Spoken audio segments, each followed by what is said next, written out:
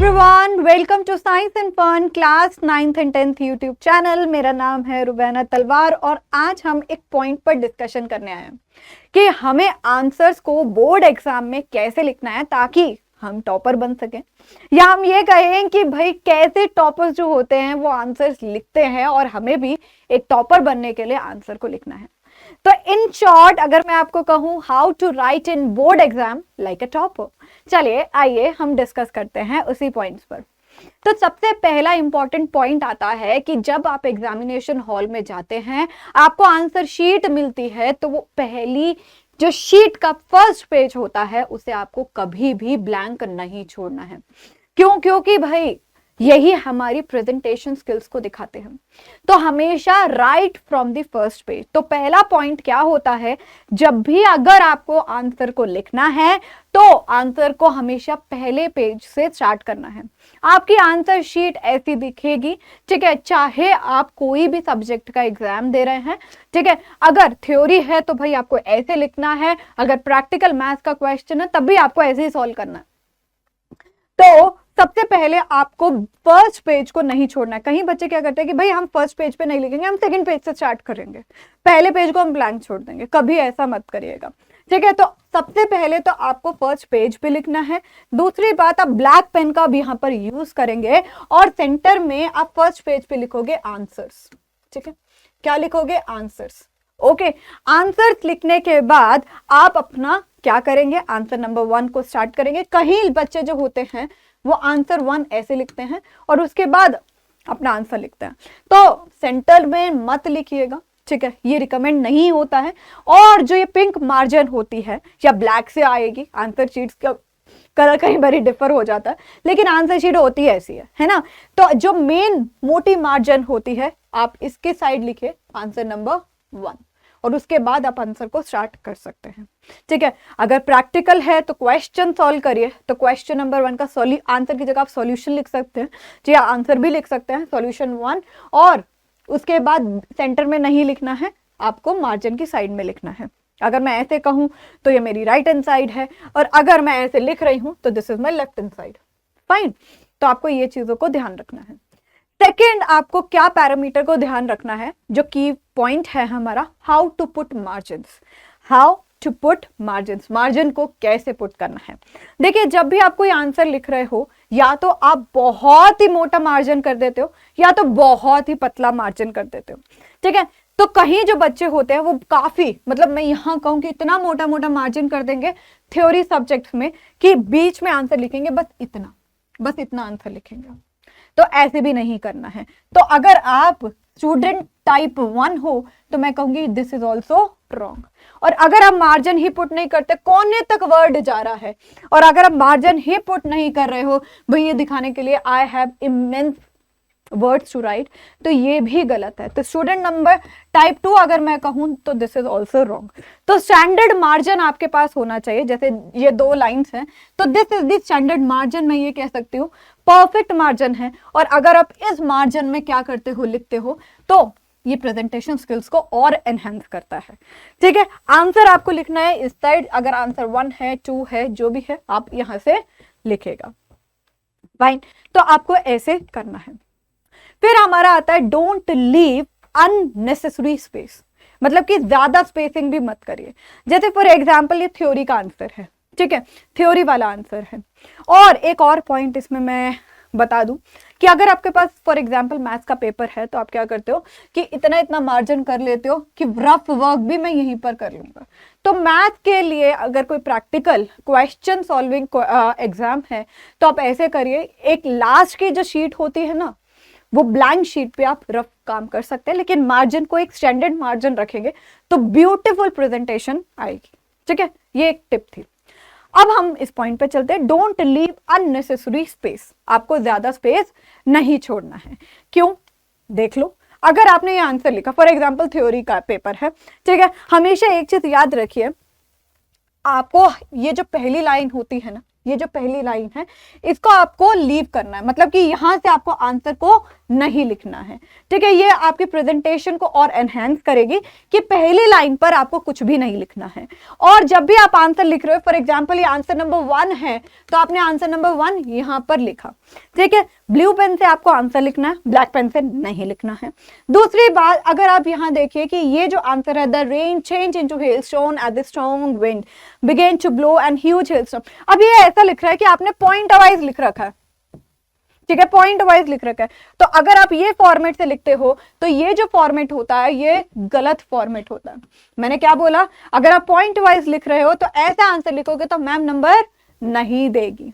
तो यहां पर लाइन छोड़ने की जरूरत क्या है, छोड़ने की जरूरत है नहीं। अगर आप साइंस का एग्जाम दे रहे हो, ठीक है, अगर आप साइंस का एग्जाम दे रहे हो या कोई और सब्जेक्ट का एग्जाम दे रहे हो तो आप पॉइंट वाइज लिख सकते हो। लेकिन इंग्लिश का अगर आप एग्जाम करते हो, फॉर एग्जाम्पल मैं कहूं, अगर आप इंग्लिश का एग्जाम करते हो तो इंग्लिश के एग्जाम में आपको क्या करना है, पैराग्राफ वाइज करनी है। ठीक है, पैराग्राफ वाइज आपको लिखना है, पॉइंट वाइज नहीं लिखना है। तो मैम अगर हम साइंस का एग्जाम करें तो क्या ये ठीक है? नहीं है, तब भी ठीक नहीं है। क्यों? अगर आप देखें, the rain change into hailstone as a strong wind began to blow and huge hailstorm began to fall along. यार ये पॉइंट एक इंडिविजुअल पॉइंट भी नहीं है, it is related to that point. तो ये एक ही पॉइंट है जिसको आपने स्पेसिंग कर कर, अननेसेसरी स्पेसिंग कर कर उसे बड़ा बनाया, टीचर को बेवकूफ बनाया, और टीचर इतनी बेवकूफ है नहीं। तो अगर आपको पॉइंट वाइज लिखना है आंसर इंग्लिश के अलावा, अगर इंग्लिश के अलावा आपको पॉइंट वाइज लिखना है तो एक पॉइंट आप ऐसा लिखिए जिसमें फुल फ्लेज नॉलेज हो और साथ ही साथ वो रिलेट ना करे ऐसे। ठीक है, वो टॉपिक से रिलेट करे लेकिन ये और ये एक साथ ना हो, ये अननेसेसरी स्पेसिंग को दिखाता है। ठीक है, तो ये हो गया हमारा पॉइंट। उसके बाद spacing and art. Spacing and art का मतलब क्या हो गया? देखिए, अगर आपके आगे ये आंसर्स हैं, ठीक है, ये आंसर्स हैं, ठीक है, तो पहली बात, क्या आपको यहां पर जब शीट देख रहे हो हर चीज अच्छी लग रही है? क्या आपको लग रहा है कि ये सारी चीजें सही लिखी गई हैं? नहीं। पहली बात, अगर आप क्या कर रहे हो, पॉइंट वाइज भी आंसर लिख रहे हो तो एक ही पेन का यूज करोगे। ठीक है, अगर साइंस का, और अगर ये एक इंडिविजुअल आंसर है, मतलब ये आंसर नंबर 1 है, ठीक है, ये आंसर नंबर 1 है, ये आंसर नंबर 2 है, तो टीचर को तो पता ही नहीं चलेगा ना।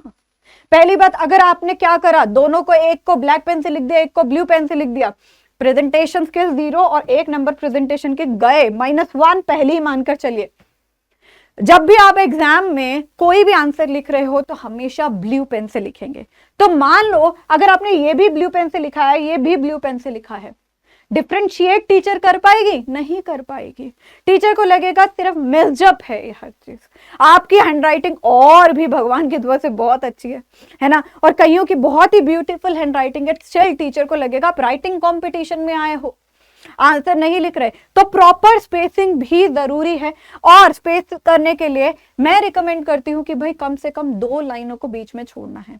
जैसे ये 2 लाइन है ना जो लास्ट में है, इन 2 लाइन्स को आपको बीच में यहाँ छोड़ना है, ताकि आप बीच में, अगर आपके पास एक्स्ट्रा टाइम हो, बीच वाली लाइन को ब्लैक पेन से आप मार्जिन मारिए, बहुत ही ब्यूटीफुल प्रेजेंटेशन आती है। ठीक है, और यहाँ देखो ब्लो को साइड में लिख रखा है, मार्जिन के आगे आपको और कुछ नहीं लिखना है। मार्जिन बना ही इसलिए गई है कि आपको आंसर इसके बीच में लिखना है। तो क्या करना है, प्रॉपर स्पेसिंग होनी चाहिए, अदरवाइज टीचर को नहीं पता चलेगा कौन सा आंसर 1 है, कौन सा आंसर 2 है। चाहे आपने यहां पर लिख रखा है, टीचर को लगेगा जैसे आप राइटिंग कंपटीशन में आए हो या मिसजप कर रहे हो, आपको प्रेजेंटेशन स्किल नहीं आता है। ठीक है, और हमेशा ब्लू पेन से लिखना है। यहां क्लियर हो गया? हाईलाइटिंग कीवर्ड्स, अब हमारा पॉइंट आता है हाईलाइटिंग कीवर्ड्स, कीवर्ड्स को हाईलाइट करना। तो क्या मैम हमारे को हाईलाइटर लेकर जाना है एग्जाम में? नहीं, हाइलाइटर का यूज नहीं करना है, हाईलाइट करने हैं कीवर्ड्स। फॉर एग्जांपल ये आंसर लिख रखा है आपका, आपके पास यहाँ पर सैंपल आंसर है, ठीक है ना।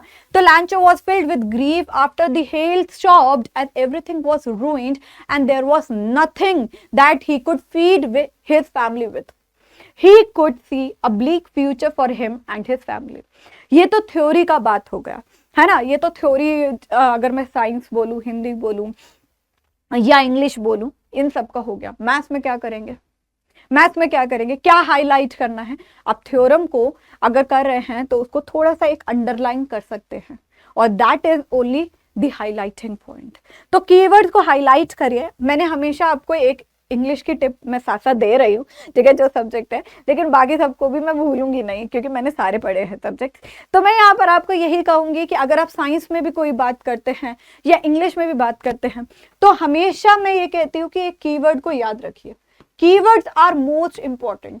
कई बच्चे कहते हैं कीवर्ड्स को कैसे ढूंढेंगे, तो कीवर्ड्स आप तभी ढूंढ सकते हैं जब आपके पास चैप्टर रीडिंग कंप्लीट है। चैप्टर रीडिंग, तो अगर चैप्टर रीडिंग हो गई है, आपने अच्छी तरह रीड करा है, तो आप कीवर्ड्स निकाल सकते हैं। फॉर एग्जाम्पल, ये सैंपल आंसर है कि हम किसके बारे में बात करें, लैंचो की। तो ब्लैक पेन से आपने इसे अंडरलाइन किया, मैं ब्लैक पेन यूज कर लेती हूँ, अदरवाइज आपने वहां पर रेड पेन यूज कर लेना है, ठीक है। तो हम किसके बारे में बात कर रहे हैं, लैंचो के बारे में बात कर रहे हैं। सिंपल सी लाइन मारनी है, दैट इज हाईलाइटिंग। ये नहीं कि आप जाकर येलो येलो हर चीज डर्टी फेलो बना रहे हो, ना ना ना, ऐसे नहीं करना है, ठीक है। यहां पर आपको हाईलाइट ऐसे नहीं करना है, ठीक है। आपको क्या करना है, ब्लैक पेन यूज करना है, येलो ग्रीन ब्लू ऐसा हाइलाइटर एग्जाम में मत लेकर जाइएगा। खाली ब्लैक पेन आपके पास है, उसको आपको क्या करना है, सिर्फ अंडरलाइन करना है। तो लैंचो क्या था, वो फिल्ड था, किससे, ग्रीफ था। ग्रीफ क्यों थी, आफ्टर हेल स्टॉप्ड, और हर चीज क्या हो गई थी, रूइंड हो गई थी, और कुछ भी बचा नहीं था। और क्या कुछ नहीं बचा था, कुड फीड हिज फैमिली। तो he could see the bleak future for his and his family. ये अंडरलाइन पॉइंट करे आपने, ये कीवर्ड्स बन गए। कीवर्ड्स अगर आप बाकी सब्जेक्ट्स के भी देखेंगे, तो अगर आप रीड कर रहे हो, अगर आप साइंस के कुछ वर्ड्स को लर्न कर रहे हो, इंग्लिश के जो टिपिकल वर्ड्स जो आपके पास चैप्टर रीडिंग में ही है, ठीक है, मैं यहाँ पर एक रिकमेंड करूंगी, भारी भरकम शब्द यूज नहीं करने हैं, ठीक है। जो बहुत ही ज्यादा टिपिकल साउंड कर रहे हैं, बहुत ही अजीब वर्ड्स साउंड कर रहे हैं, and you don't know the spelling, आपको स्पेलिंग भी नहीं पता, जस्ट यू हियर दैट कि हाँ ये ऐसे बोलते हैं, तो ज्यादा वहां पर हीरो हीरोइन बनने की जरूरत नहीं है। सिंपल सा मैं आपको एक ये कह सकते हो फंडा कि भाई आप चैप्टर रीड करिए, उसमें इतने प्यारे प्यारे वर्ड्स दे रखे हैं ऑथर के द्वारा, कि ऑथर ने इतने प्यारे प्यारे वर्ड्स को प्रेजेंट किया गया है जो साउंड भी थोड़े अजीब करते हैं लेकिन वो चैप्टर से रिलेटेड हैं। उन कीवर्ड्स को उठाइए, आंसर्स बनाइए, टीचर को भी लगेगा कि आपने चैप्टर को पूरा रीड करा है। एंड ये हमारा last and extra tip, that is tie that note. कौन सी टाई दैट नोट, अब देखिए आपने क्या किया, साइंस का पेपर हो, इंग्लिश का पेपर हो, आपने क्या किया, एक एक्स्ट्रा शीट ली। मैंने क्या बोला, कुछ एक्स्ट्रा शीट ले लिया आपने, ठीक है। अब एक्स्ट्रा शीट को आपको बाइंड करना है ना। तो यहां पर जनरली क्या होता है, एक होल प्रेजेंट होता है कि जिससे आप थ्रेड से बाइंड कर सके, नोट कर सके, उसे टाई कर सके। लेकिन अगर नहीं बन रखा होल तो ट्राई करिएगा थोड़ा सा डिस्टेंस हो यहाँ पर, ठीक है, थोड़ा सा डिस्टेंस हो। अगर आप कहीं बच्चे क्या करते हैं, यहीं पर होल कर देंगे, फिर वो पेपर फट जाता है। और आप सोचो, आपने इतने प्यार से आंसर लिखा है और शीट पहुंची ही नहीं, तो ये भी गलत हो जाएगा ना। तो यहाँ पर थोड़े से डिस्टेंस पे बनाइएगा होल। जनरली ये एग्जाम्स में जो आंसर शीट होती है होल बना होता है, लेकिन कहीं बारी ना मैंने खुद भी होल बनाए हैं और मेरा पेपर भी फट चुका है, ठीक है। तो इसलिए मैं आपको एक टिप देना चाहूंगी कि जब भी आप बाइंड करेंगे, ठीक है, उस थ्रेड से उस नॉट को अच्छी तरह टाई करिएगा, लेकिन होल को थोड़े से डिस्टेंस पे बनाइएगा, ठीक है। तो इन चीजों का आप ध्यान रखिए कि प्रॉपर प्रेजेंटेशन होना चाहिए, कीवर्ड्स का ध्यान रखना है, ब्लू पेन को यूज करना है, मार्जिन को भी प्रॉपर हमारे को बनाना है, एक्स्ट्रा मार्जिन भी नहीं करना है और बहुत छोटा मार्जिन भी नहीं करना है, ठीक है। तो होप आपको ये टिप्स यूजफुल लगी। अगर आपको और कोई डाउट है और कोई परेशानी है तो कमेंट सेक्शन में लिख दीजिए, आपके लिए वीडियो आ जाएगी। चलिए, thank you so much everyone, ध्यान रखिएगा अपना।